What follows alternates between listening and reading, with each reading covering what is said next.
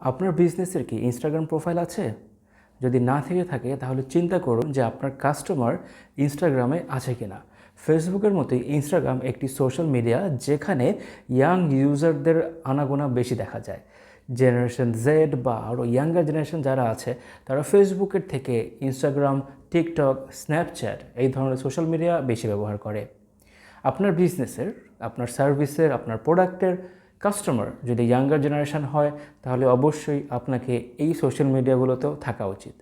মনে করেন আপনি একটা ওয়েস্টার্ন ক্লোদিং নিয়ে কাজ করছেন এবং এই ওয়েস্টার্ন ক্লোদিংয়ের জন্য আপনার ফেসবুক পেজ আছে এবং আপনি শুধু সেখানেই ফোকাস করছেন, কিন্তু এই ধরনের প্রোডাক্টের বড় একটা মার্কেট হচ্ছে ইয়াং জেনারেশন, যাদের চোখ সারাদিন ইনস্টাগ্রামে, স্ন্যাপচ্যাটে এবং টিকটকে।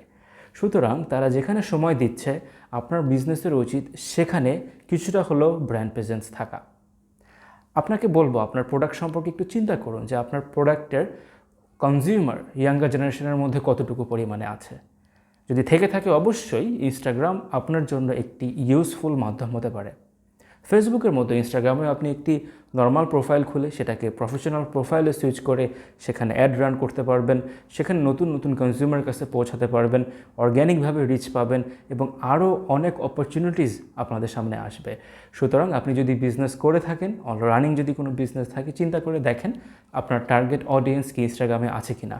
যদি থাকে ভিডিওটা দেখার পরে লাইক করুন, কমেন্ট করুন, আমাকে থ্যাংক ইউ দিন, শেয়ার করুন এবং গিয়ে একটা ইনস্টাগ্রাম প্রোফাইল খুলে ফেলুন।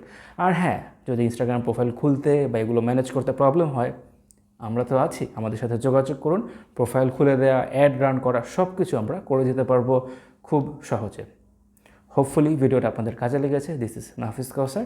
Thanks for watching my video.